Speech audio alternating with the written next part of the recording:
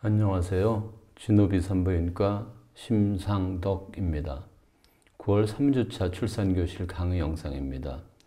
원래는 지난주에 써야 되는데 지난주에 사정이 있어서 일주일 늦어지게 되었습니다.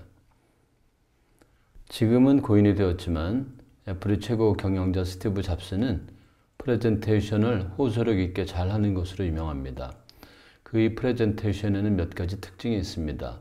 시작 전 전체 개요를 설명함으로써 시청자들이 주제에서 벗어나 혼란스럽지 않도록 한다든지, 대부분의 항목을 3의 법칙을 활용해서 3가지 항목으로 정리해서 발표한다든지, 발표 자료를 숫자보다는 큰 그림 한두 개만을 사용해서 시각화해서 전달하는 것 등입니다. 그리고 프레젠테이션 끝부분에는 항상 그리고 하나 더 라고 말함으로써 강한 인상을 남기면서 쇼를 마칩니다. 오늘은 그의 프레젠테이션의 특징을 오마주하여 강의 문을 열어봅니다. 어느 맘카페에서 유명해진 말로 96 3종 세트라는 말이 있습니다. 무슨 말인가 했더니 출산 전에 하는 처치들인 내진, 관장, 제모가 수치스럽다는 의미에서 그 3가지를 묶어서 그렇게 부른다고 합니다. 그래서 오늘 강의는 해야 하는지 말아야 하는지 혼란스럽고 굴욕스럽다고 하는 출산 전 처치에 대하여 말씀드리려고 합니다. 아참, 그리고 하나 더. 96 3종 세트에 속해 있지 않지만 출산 전 처치에서 빠질 수 없는 가장 중요한 한 가지, 회음부 절제입니다. 혹자는 이것을 포함해 96 4종 세트라고 부르기도 합니다. 우선 하나씩 말씀드려 보겠습니다.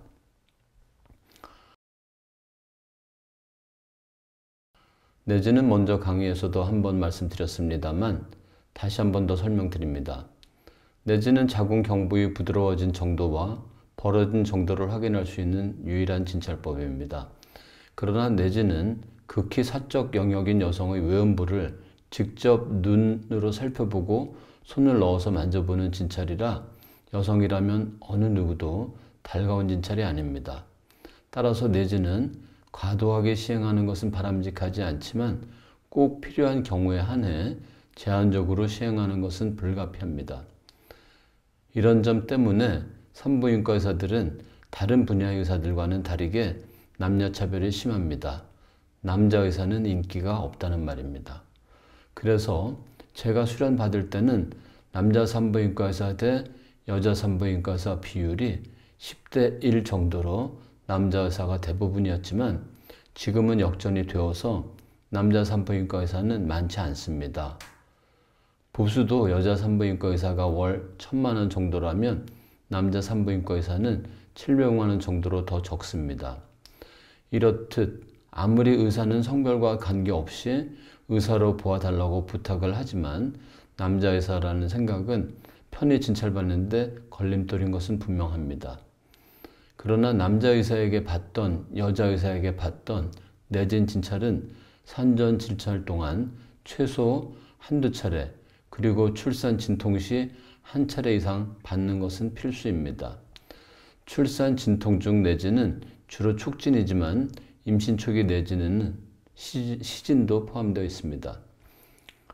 참고로 말씀드리자면 혈액검사나 소변검사가 아닌 신체 진찰법에는 시진, 청진, 촉진, 타진이 있습니다.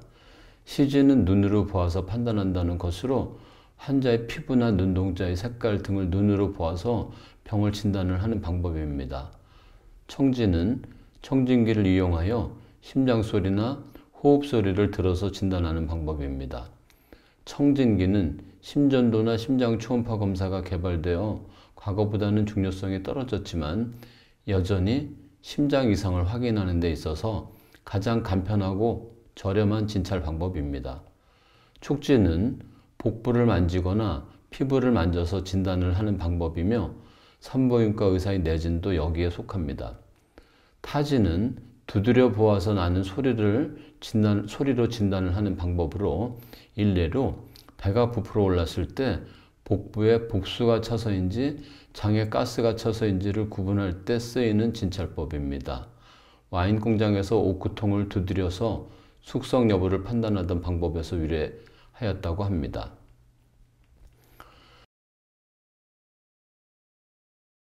관장은 출산 시 나오는 변으로 인해 회음부가 오염될 가능성 때문에 하는 것을 추천하기도 하지만 반드시 필요한 것은 아닙니다.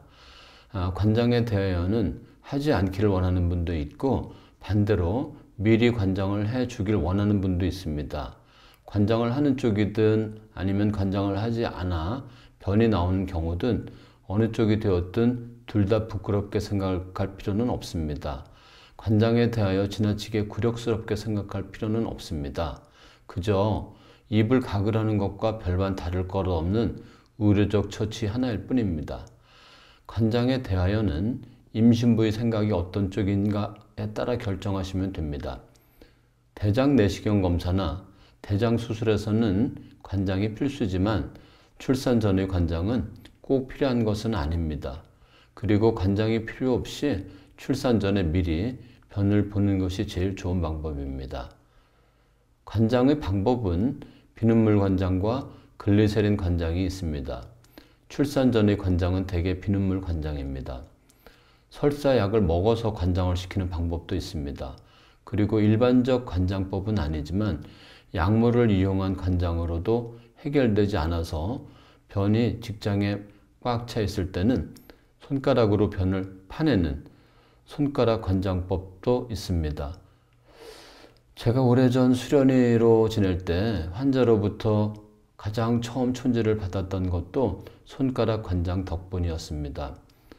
간성혼수로 변을 보지 못하시는 할아버지 환자분을 위해 손가락으로 거의 30분 이상 변을 파내는 것을 보시던 보호자 할머니께서 관장이 끝나고 나서 학생 수고했어요 하면서 꾸깃꾸깃한 1,000원짜리 지폐를 한 장인가 두 장인가 손에 쥐어주었습니다. 지금 돈으로는 아마 1~2만 원 정도 가치일 텐데 그분들께는 아마 큰 돈이었을 것입니다. 그것이 제가 의사가 되고 처음 벌어본 돈입니다.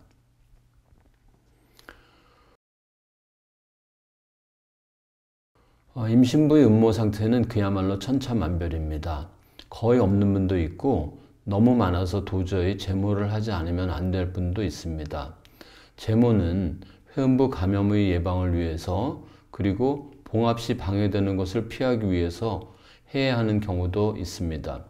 그러나 일률적으로 해야 한다거나 정해진 것은 없습니다. 음모의 상태와 회음부 절개나 봉합의 가능성을 고려하여 결정하면 됩니다. 물론 임신부의 의견도 중요합니다. 간혹 브라질리언 왁싱을 미리 하고 오시는 임신부들이 있던데 병원에서 의료진이 제모하는 것이 굴욕스럽다면 미리 하고 오는 것도 방법일 것 같습니다. 알아보니 브라질리언 왁싱은 비용이 일반 왁싱 샵에서는 5만 원 이상, 피부관리실에서는 10만 원 이상 비용이 든다고 하는데 산부인과 의원에서 의사가 하는 상모에는 따로 책정된 비용은 없습니다. 그 모두는 다 분만 비용에 뭉뚱그려져 있으며 제모를 하든 안 하든 입원 비용의 차이는 없습니다. 산부인과에서 하는 회음부 제모는 꼭 해야 하는 것은 아니지만 의료에서 꼭 필요한 제모가 있습니다. 바로 뇌수술을 앞두고 머리를 깎는 제모입니다. 그때의 제모도 보험이든 비보험이든 비용을 받고 있는지는 잘 모르겠습니다만 아마 제가 알기로는 따로 비용이 없는 것으로 알고 있습니다.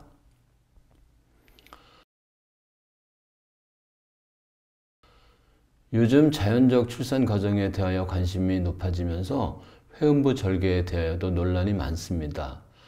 자연주의분만이란 분만 과정에서 의료적인 개입을 가급적 최소한도로 줄여서 자연적인 분만 과정을 따르자는 것인데 구체적으로는 제왕절개나 흡입분만과 같은 수술적 분만법을 지향하고 회음부 절개나 관장, 제모 등 의료 처치를 지향하고 진통 촉진제나 자궁 수축제와 같은 약물의 사용을 억제하는 것 등이 포함됩니다. 사실 회음부 절개를 해야 하는지 하지 않아도 되는지 여부는 임신부는 말할 것도 없고 의사들마다 의견이 다릅니다.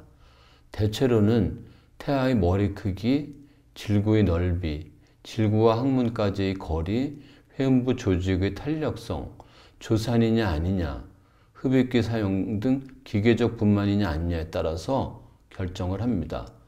물론 산모의 의견도 중요 고려사항 중 하나입니다. 조산인 경우 태아 머리가 무르고 쉽게 내뇌 출혈이 발생할 수 있어서 아기 두상이 작아도 대체로 회음부 절개를 합니다. 흡입분만의 경우도 회음부 파열이 심하게 되는 경우가 많아서 미리 예방적 회음부 절개를 하는 경우가 많습니다. 회음부 절개에 대하여 장단점을 살펴보면 교과서에 나온 회음부 절개술의 장점은 다음과 같습니다. 1. 상처를 봉합하기가 쉽다. 2. 출산 후 회음부 통증을 줄일 수 있다. 3. 요실금이나 질이완증을 줄일 수 있다. 4. 측면 절개의 경우 항문까지 파열되는 것을 막을 수 있다. 5. 아기의 두개내 손상을 방지할 수 있다. 회음부 절개의 장점 중 회음부 통증의 경감이나 요실금 억제 등 몇 가지는 논란이 있을 수 있지만 최소한 측면 절개의 경우 항문 파열을 줄일 수 있다는 사실에 대하여는 이견이 없습니다. 그리고 그것이 사실 회음부 절개를 고려하는 거의 유일한 이유입니다. 질을 넘어 항문 파열이 발생하면 그 후유증이 엄청난 질 직장 누공이 발생할 수도 있습니다. 참고로 회음부 절개의 빈도는 외국의 경우에서는 미국은 약 62%로 유럽은 30%, 우리나라는 확실한 통계는 없지만 90% 이상일 것으로 추측하고 있습니다.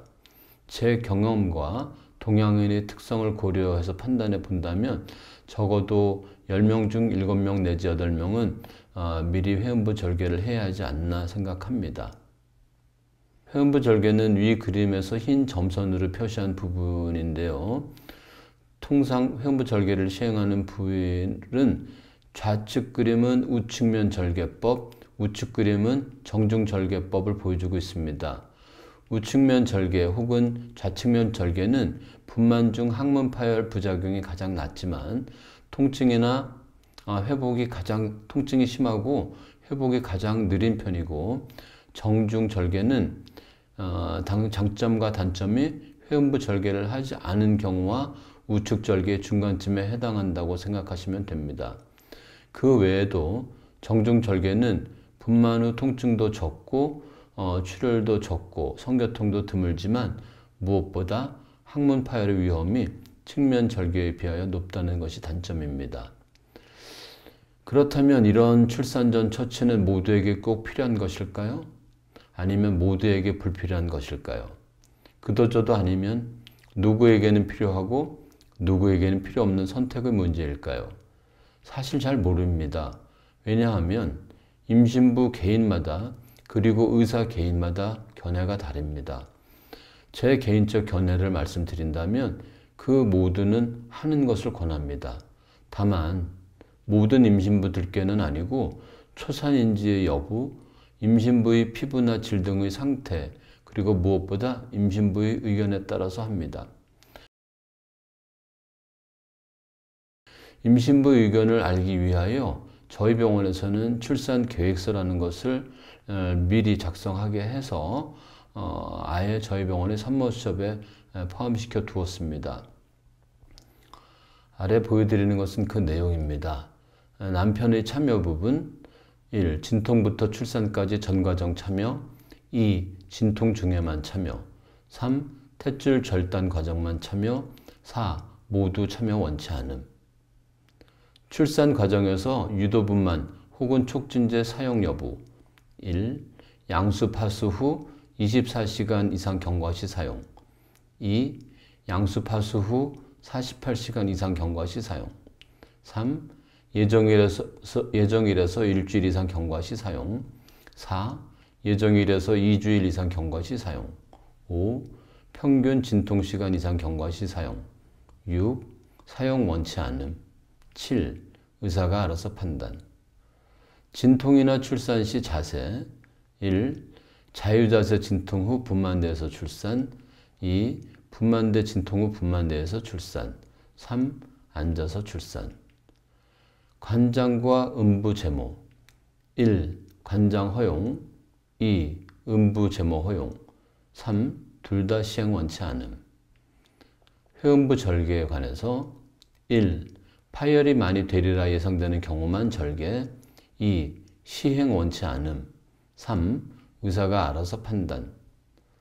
분만실 환경 관련해서 1. 조명 어둡게 할 것. 2. 조용한 음악 외에 최대한 조용하게 할 것. 3. 모든 소리 차단. 아기 관련해서 1.